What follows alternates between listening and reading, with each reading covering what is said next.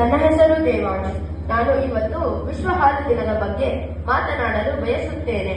ಅದಕ್ಕಿಂತ ಮುನ್ನ ನಮ್ಮ ಕ್ಷೀರ ಕ್ರಾಂತಿಯ ಪಿತಾಮಹರಾದ ಡಾಕ್ಟರ್ ಲತೀಶ್ ಕೊರಿಯನ್ ಅವರಿಗೆ ನಮನ ಸಲ್ಲಿಸುತ್ತೇನೆ.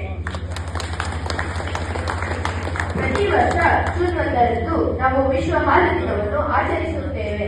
ವಿಶ್ವದಾದ್ಯಂತ ಆಹಾರವಾಗಿ ಹಾಲು ಎಷ್ಟು ಮುಖ್ಯ ಎಂಬುದನ್ನು ಗುರುತಿಸುವ ದಿನವಾಗಿದೆ. ವಿಶ್ವಸಂಸ್ಥೆಯ ಆಹಾರ ಮತ್ತು ಕೃಷಿ ಸಂಸ್ಥೆಯು 2001 ಜೂನ್ 1ರಿಂದ ವಿಶ್ವ ಹಾಲು ದಿನವನ್ನು ಆಚರಿಸುತ್ತಾ ಬರುತ್ತಿದೆ. ಆಚರಣೆಯ ಮುಖ್ಯ ಉದ್ದೇಶವೇನೆಂದರೆ ಈ ದಿನವು ಹಾಲಿನ ಪ್ರಾಮುಖ್ಯತೆಯನ್ನು ಜಾಗತಿಕ ಆಹಾರ ವ್ಯವಸ್ಥೆಯಲ್ಲಿ ಗುರುತಿಸುವುದು, ಹಾಲಿನ ಉತ್ಪಾದನೆ ಮತ್ತು ಬಳಕೆಯನ್ನು ಪ್ರಚಾರ ಮಾಡುವುದು, ಡೈರಿ ಉದ್ಯಮದ ಕೊಡುಗೆಗಳನ್ನು ಸ್ಮರಿಸುವುದು.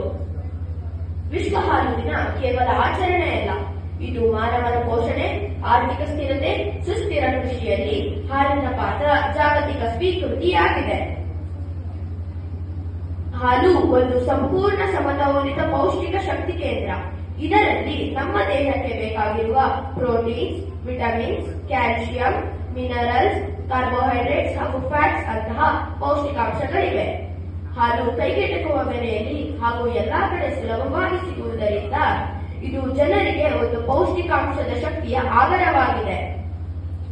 Let's celebrate the power of dairy. Dairy ಶಕ್ತಿಯನ್ನು ಆಚರಿಸೋಣ.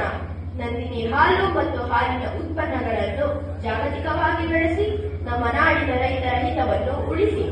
I love Nandini. Do you all love Nandini? ನಮ್ಮ ನಂದಿನಿ ನಮ್ಮ ಹೆಮ್ಮೆ. ಧನ್ಯವಾದಗಳು.